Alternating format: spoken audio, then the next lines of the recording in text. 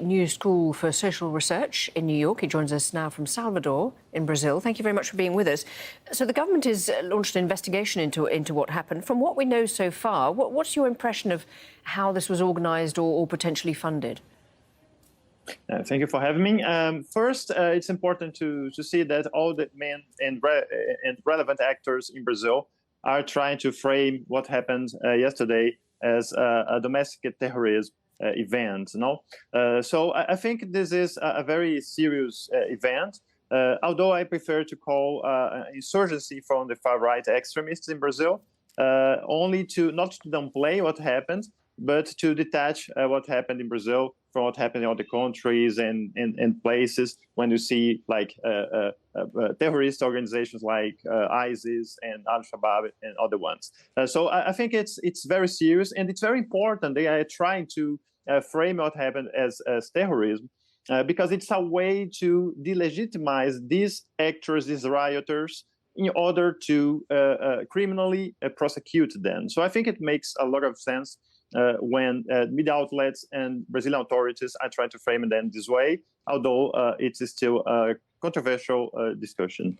So in terms of what happens to the people who've been rounded up, Lula has issued a decree handing over security in the capital to the federal government for the rest of the month. What powers does that give them and what will that mean in practice? Well, the police in Brazil is commanded by the governors of the states. And Brazil's capital, Brasilia, is a kind of national district, which has also a governor. That's the commander of the police. And they found that the governor didn't act as he was supposed to. And the police in Brasilia allowed the rioters to take over all these important buildings of the three branches of power. So in order to hold the governor and the secretary of public security accountable, this intervention was decreed in order to the national government to take over the power and control the security in the security situation in the city.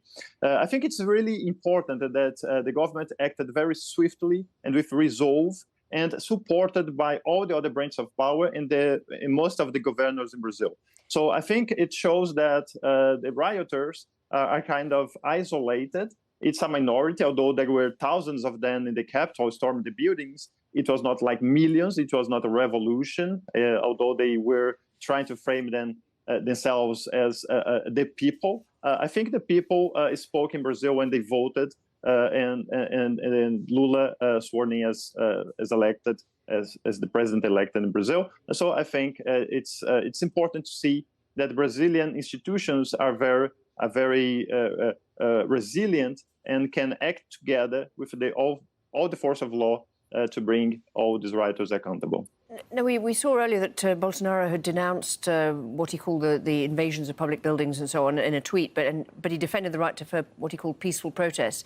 And he also said he hadn't incited the mob. What do you make of his reaction and what do you think Brazil will try and do in terms of Bolsonaro? This is a very intelligent move from Bolsonaro because he detaches himself from any responsibility. And his aim is to shield himself from any criminal prosecution. If he's in the United States, he's outside the country, how could he be responsible for any act that's happening in Brazil? So I think it's a tactical move. And it's kind of similar to what happens in the West with the invasion of the Capitol when Donald Trump also tried to detach himself from any responsibility. So I think the tactical move is to let the masses take to the streets, going to march, and then even storming buildings like we saw yesterday in Brazil, even with the use of violence.